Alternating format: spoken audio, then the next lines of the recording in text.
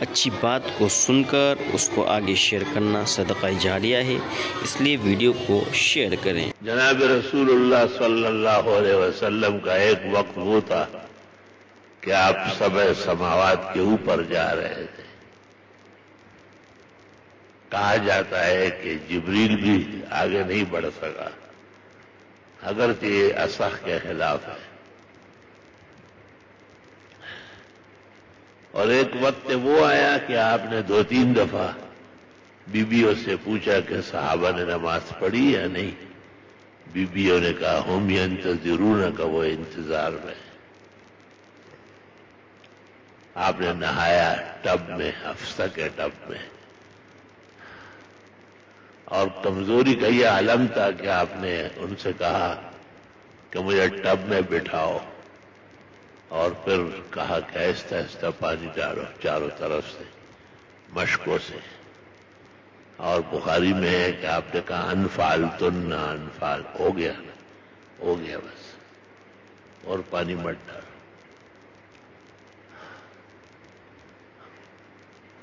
اور پھر آپ نے کہا کہ ادعو عباس و علی، میرے چچا عباس اور علی کو بلاؤ، ان پر ہاتھ رکھ کے آپ مسجد روانہ ہو گئے۔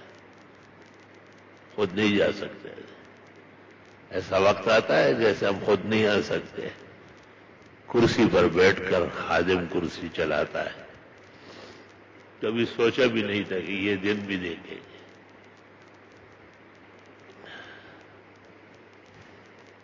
میں دیکھتا ہی رہ گیا نیرنگ صبح و شام، اور عمر فسانہ ساز عمر گزرتی چلی گئی۔ بے وفا عمر تھی، بس آئی اور گئی۔ اللہ کا شکر ہے قرآن شریف کا درس اب بھی جاری ہے، گو آن لائن صحیح، اور نمازیں کوشش کرتا ہوں کہ خود پڑھا لوں،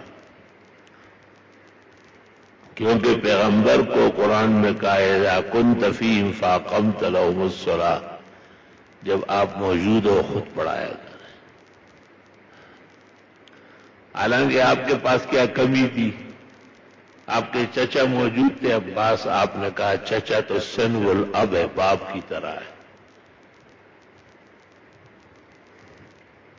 علی موجود تھے، آپ کا سپہ سالار۔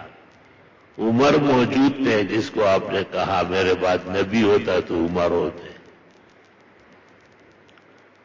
ابو بکر صدیق موجود تھے، جن کے بارے میں آپ نے کہا سب کے احسانات کا میں نے دنیا میں بدلہ دے دیا، مگر ابو بکر صدیق کے احسانات کا بدلہ قیامت کے دن اللہ خود دے گا۔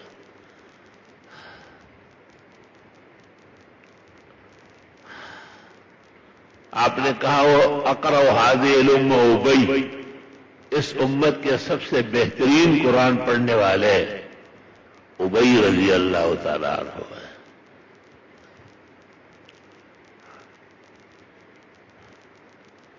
اور سورۃ بینہ کے نزول پر تو آپ نے ابی کو کہا ہے کہ مجھے اللہ نے کہا ہے کہ یہ پڑھے اور تو سن۔ کہا میرا نام لے لیا، کہا آپ کا نام لے لیا۔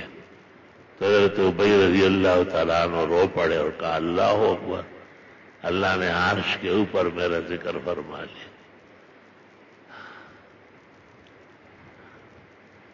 آپ نے کہا امین هذه الامہ ابو عبیدہ بن الجراح، اس امت کا سب سے بڑا امانت دار ابو عبیدہ ہے۔ آپ نے کہا علم الحلال اور حرام کا ماہر زید بن ثابت ہے۔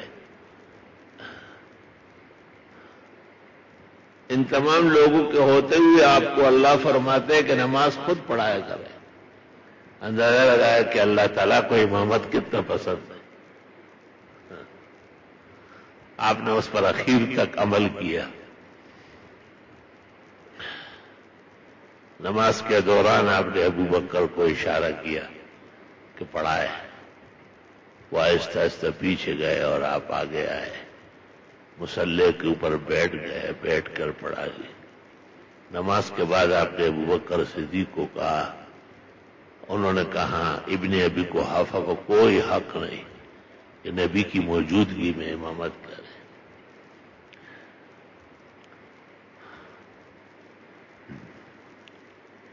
یہاں تک کہ جب پیغمبر کی وفات ہو گئی، آپ نے خود کہا تھا کہ میری وفات کے بعد تھوڑی دیر مجھے چھوڑ دو، نہلانے کفنانے کے بعد ملائکہ آئیں گے اور وہ جنازہ پڑھیں گے اور پھر تم لوگ آؤ۔ لیکن عجیب بات ہے کہ پیغمبر کے صحابہ میں سے کسی ایک کو یہ خیال بھی نہیں آیا کہ امامت کوئی کر لے۔ امامت وہی اذا كنت فيهم فاقمت لهم الصلاة، آپ موجود ہیں تو بس آپ ہی امام ہیں، حیا میتا، اس دنیا میں بھی اور اس آخرت میں بھی۔ مفتی صاحب کی ایصال ثواب کے لیے 3 مرتبہ سورہ اخلاص ضرور پڑھ کر ان کو ثواب پہنچائیں۔